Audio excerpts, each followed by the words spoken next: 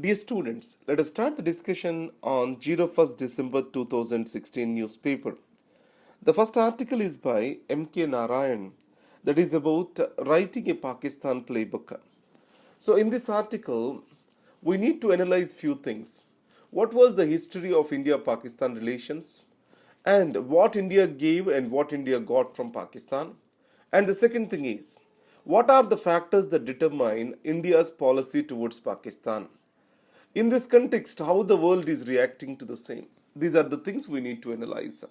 If historically, if we observe, India gave more than what it sought from the Pakistan. Let us take this way. Either Indus Water Treaty between Jawaharlal Nehru and Ayub Khan or the Shimla Agreement between Bhutto and Indira Gandhi. There was more concessions given from Indian side expecting the good relations from Pakistan. We always believed that the stable India-Pakistan relations are necessary for their collective prosperity. On the other hand, if domestic politics of the Pakistan are taken into consideration, the very existence of the military is dependent on anti-Indianism.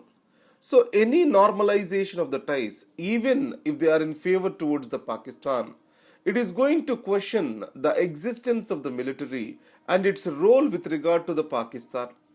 So, the military opposes every move that tries to bring in stability in the relations between these two countries. And the second is hyphenation between India and Pakistan.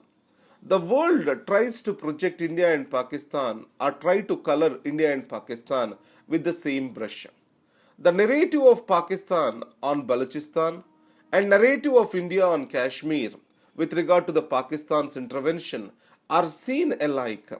It is giving rise to more and more hyphenation. So when Prime Minister Modi spoke about unrest in Balochistan and human rights violations in Balochistan, the Pakistan tried to project or equate that with Kashmir. So in this context, again the Pakistan's interest is in hyphenating India-Pakistan actions with each other. The world is also ready to consume the same thing. And the geostrategic location of Pakistan vis-a-vis China and its central role in its One Belt One Road initiative, it is also the cause of concern for India. Because India cannot afford to have enemies on both the sides on the two fronts. So if you read the Ramachandra Guha's India after Gandhiji, Nehru in his last days always has tried to minimize the impact or minimize the issues with Pakistan after the India-China war because India cannot afford to have two enemies on two sides or two fronts. In this context, already the China and Pakistan are very close to each other and their economic entanglement in the form of China-Pakistan economic corridor shall be a cause of concern to India. Added to that, India's reapproachment to United States of America or moving closeness to United States of America is also realigning the balance of power and Russia has recently conducted the military exercises with Pakistan. So we need to take all this into context and consideration while we make a policy towards Pakistan. And everyone agrees that Pakistan has a terror groups or terror elements in the country. But however, they are not in alignment with the Indian argument that the Pakistan shall be declared as a terror state or Pakistan's policy of sponsoring of the terror need to be stopped. The reason is, if you talk about the Saudi Arabia, it has agreed to the India stand that no country shall sponsor the terrorism. But at the same time, with regard to the Islamic Conference of Nations, the Saudi Arabia has supported the Pakistan stand on Kashmir. It means that countries are not ready to acknowledge the Pakistan's role and its sponsorship of the terrorism in India. So in this context, we need to take the role of the Pakistan's army in its domestic politics and then role of Pakistan in Kashmir and the violence in Kashmir and then its efforts to hyphenate itself with India and China's efforts to hyphenate India and Pakistan with each other and growing proximity between Russia, China and Pakistan, all these shall come into play when we make our Pakistan policy.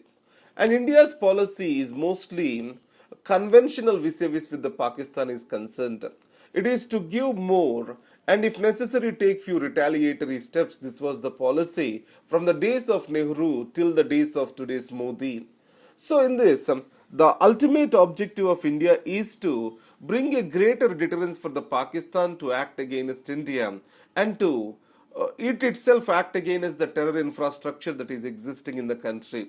So, few of the authors in the last week suggested that India also shall develop the channels to engage with military. Even though India engages with military of Pakistan, I don't see a perpetual gains for India because every institution in a country has to prove its relevance or rationale for its existence. The very existence of the military in Pakistan itself is anti-Indianism. So to what extent India's engagement with Pakistan army will be fruitful? And the isolation of the Pakistan is also not possible because of the reason that every country tries to engage with the other country based on its self-interest. And India will not be better placed to impose the same. India's missing girl children. So with regard to this article, the sex ratio in India is for worsening and it is disfavorable to women. Now, the sex ratio at birth, if we observe between 2013 and 14, it has decreased from 898 to 887. The major reason being the female feticide. The socio-cultural mindset in the country has to change for this. The son preference is increasing with the growth of the nuclear families in the country. And the second thing is, the girl children have no proper educational and employment opportunities, and the customs such as dowry makes the parents to feel a girl child as a burden on the family. So government has made multiple efforts such as Beti Padhao, Beti Bachao, and added to that the cradle scheme in Tamil Nadu, but their impact is very little on the ground. If we carefully observe the situation in Tamil Nadu, in spite of being a socially progressive state, there is also a decline in sex ratio in this particular state. What might be the reason? The one is lax implementation of sex selective abortions. And second is failure to deepen the socio-cultural impact or failure to deepen the understanding of the socio-cultural impact due to decline in the girl child population. And added to that, if we need to bring in a change, save our girl children, we have to bring in a comprehensive understanding of the social causes of this menace. If you observe the previous questions, the UPSC has asked what are the consequences of the female feticide can be around 2009. This was the question. And the female feticide, what are the reasons? So these are the questions you need to prepare for on this topic.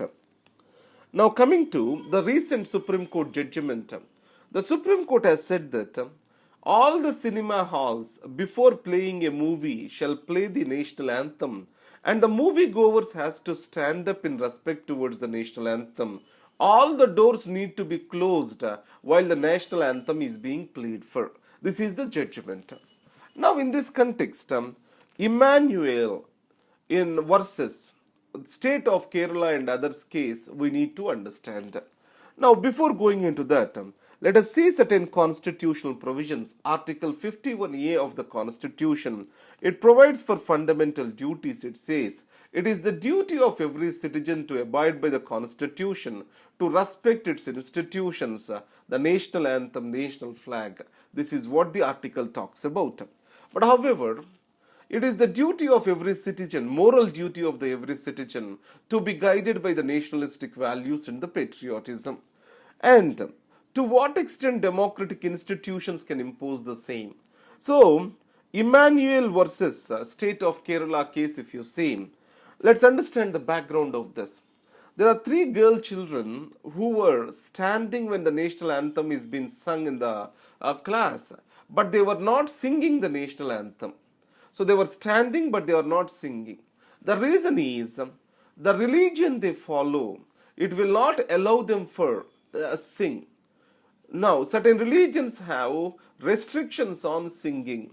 So, as they follow a particular thought of religion, they are not expected to sing. So, that's why they are not singing the national anthem. So one of the person challenged this, and these three children are expelled from the school. Then the matter went before the Supreme Court, and the Supreme Court said the freedom of conscience, freedom to profess, practice, and propagate a religion need to be protected. No article or no law in the country says that a person shall sing a national anthem. So, in this context, the Supreme Court has highlighted the need for tolerance. This country preaches for tolerance, philosophy preaches for tolerance, constitution preaches for tolerance. That's what is the Supreme Court has said. And the case, according to me, is very much different when we compare the present judgment. Even in the present judgment, the Supreme Court did not say that a person has to sing the national anthem. He has to just stand up as a matter of respect towards it, to identify itself with the nationalism and patriotism. Now, coming to the reeling out of patriotism. So, the centrality of this article is the nationalism and patriotism. These are an inbuilt or characteristics of an individual. These cannot be forcibly enforced onto a mind of a person. And using the cinema as a medium to promote the same may not be appropriate. The reason being is, now, every movie is a commercial, it has a commercial element in it. And it also has an element of artistic expression. So, in this context, if you keep aside the freedoms and rights of the citizens, more and more from the movie, using the movie or cinema as a object to promote a message of patriotism, a message of habitual change, it's going to interfere with the artistic freedoms and notions. That's what it talks about. Added to that, it may not be wise to play the national anthem before a movie that has got too much of commercial elements or too much of, let's say, the article uses indirectly. For example, in an indecent movie, we cannot expect the national anthem to be played. That's what is the centrality of the article. Now, coming back to the things, my notes, writing a new Pakistan playbook. Remember this, India needs a consistent policy towards Pakistan. And this policy shall ensure that India and Pakistan are not hyphenated with each other. And India has made substantial gains to de-hyphenate itself from Pakistan in the last decade. And India has to move further on the same lines. And second is, engaging with Pakistan military may not be a right approach to India, the reason being the military very existence in Pakistan lies on anti-Indianism and no constructive thing can be expected. And third thing is the ceasefire agreement in 2003. It has got significant gains for India and also significant gains for peace and can be a way forward. And India is always considerate to the Pakistani concerns and it gave more than what it took from Pakistan. So, Pakistan shall respect this and there shall not be a zero-sum game in the interest. And the growing unrest in Kashmir and Pakistan's state-sponsored terrorism, changing geopolitics, all shall be taken into consideration when we make a consistent policy towards Pakistan. But however, the knee-jerk reactions need to be avoided and India shall ensure that it has a consistency in its actions. That's what the author talks about. India's missing girl children. The worsening of the sex ratio is a reflection of the female feticide. It's going to cause the social tensions in the future. To curtail this menace, the major action shall come from changing the socio-cultural mindset of the country. And paternalism and all these patriarchal attitudes, all this comes under this socio-cultural mindset. National anthem in cinema halls. We discussed about the Supreme Court judgment with regard to this respect. Now, the question of the day, India needs a consistent policy towards Pakistan. It needs to avoid any step that leads to hyphenation between the nations. So, it means, what are the points we need to stress on here? So, the first thing is, the changing geopolitical situation, why or what has worked between India and Pakistan in the past, and why do we need a durable peace across the LOC in this context. You can also talk about Agra summit. Lahore bus travel by the Prime Minister Vajpayee. So from this perspective, you can generate an answer. Right? Thank you very much.